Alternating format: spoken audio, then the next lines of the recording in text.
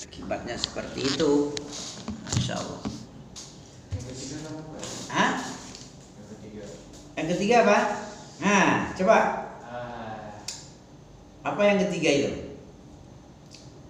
Yang ketiga, seseorang yang pengen merasakan lezat iman adalah hendaknya dia membenci kembali kepada kekufuran. Nah, dia benci kepada kembali lagi ke kekufuran. Sebagaimana dia benci kalau dia dilemparkan masuk neraka.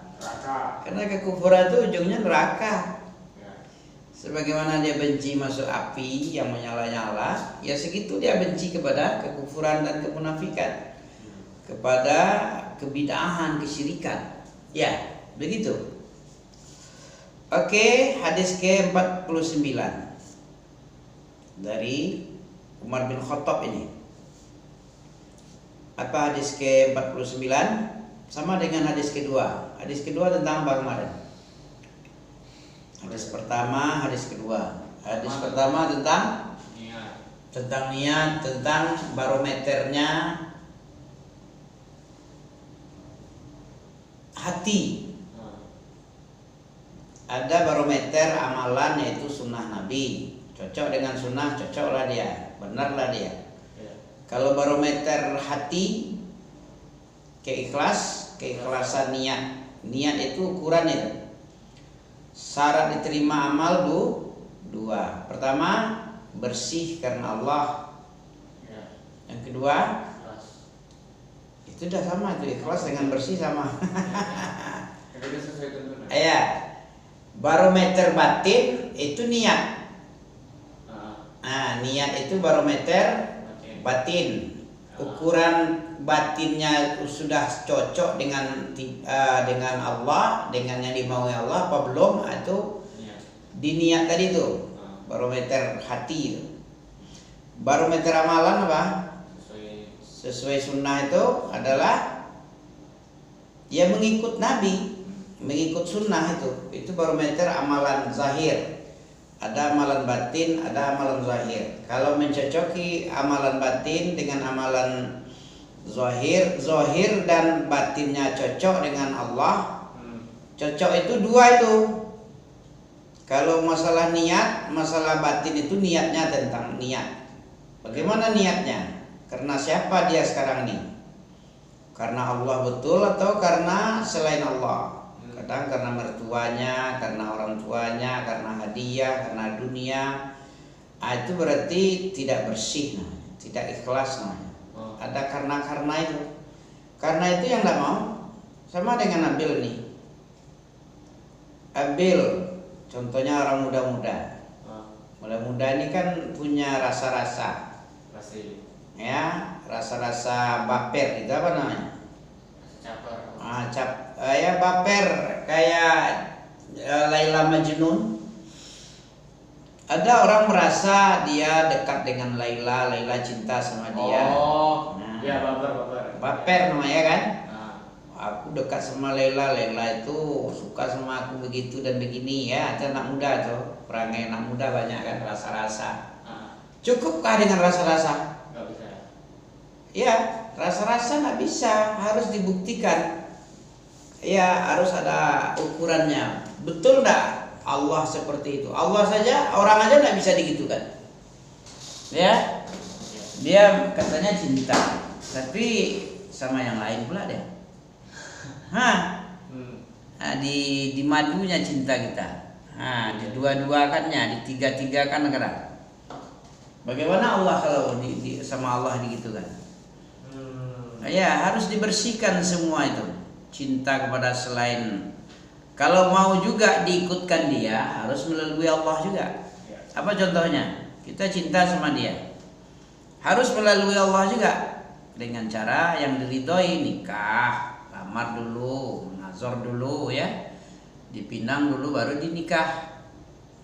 Tapi kalau menurut hawa kita tidak boleh. Batin kita harus sesuai dengan apa yang dimaui Allah. Wa ma tasyauna illa ayyasha Allah. Kamu tidak boleh bersekehendakmu, tapi harus dibawa kehendak Allah. Itu amalan batin. Kalau mau diterima amalan itu harus niatnya itu apa? Betul-betul karena Allah, bukan karena selainnya. Harus sesuai. Yang kedua, yang batin itu harus melalui sunnah. Cocok sama sunnah itu oke dia, baru diterima. Gunanya Nabi diutus, gunanya itu mencontoh Nabi, bagaimana Nabi beribadah kepada Allah, begitulah kita. Allah tidak mau lah, Allah profesional dari profesional, pencipta profesionalnya Allah. Allah tentu lebih profesional dari makhluk yang profesional. Tidak sembarangan, tidak sembarang terima begitu aja. Tapi yang dimaui oleh Allah baru diterimanya.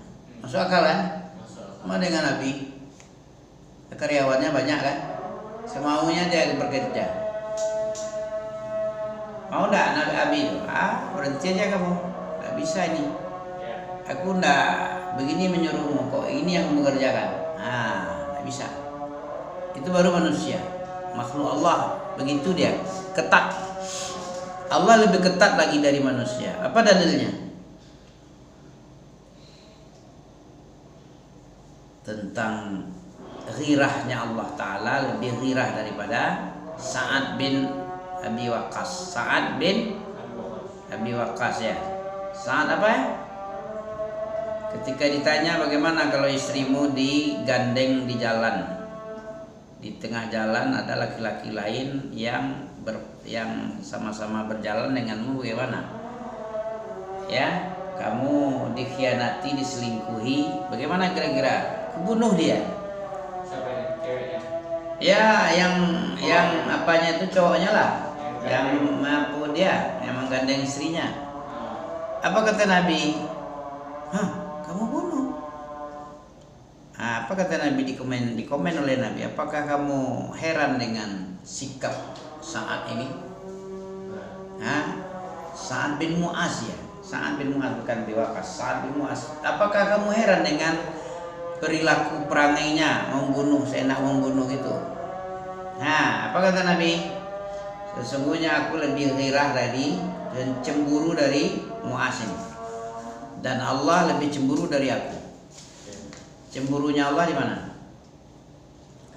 Allah cemburu dengan pelanggaran syariat Allah. Ini cemburu sekali Allah ini. Sangat murka sekali Allah. Buktinya apa? Kalau kita sudah beribadah kepada Allah, beribadah pula kepada selain Allah, Allah buang kita dengan peribadahan sekalian. Masukkan neraka habis itu. Begitulah cemburu. Padahal dah 99,99 ibadah itu untuk Allah seluruhnya. Terus ada yang sedikit untuk Tuhan lain yang dianggap Tuhan. Allah nggak suka itu.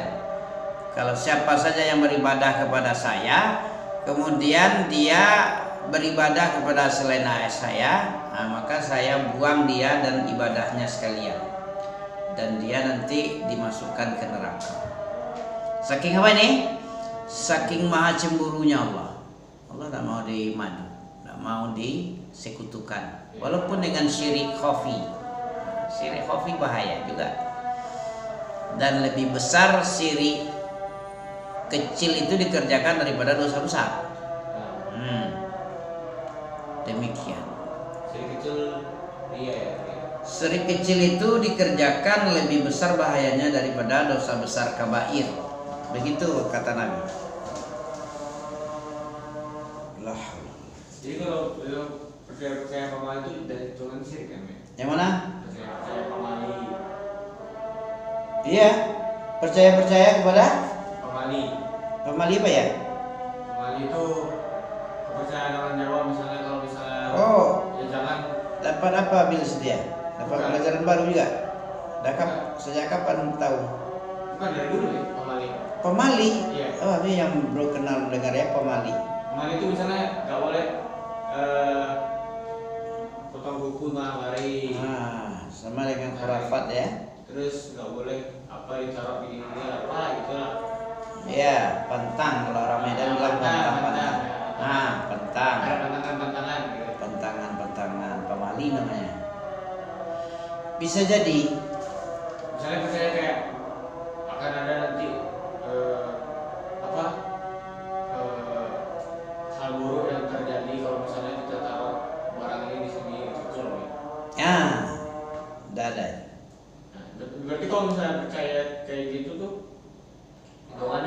sirik kan.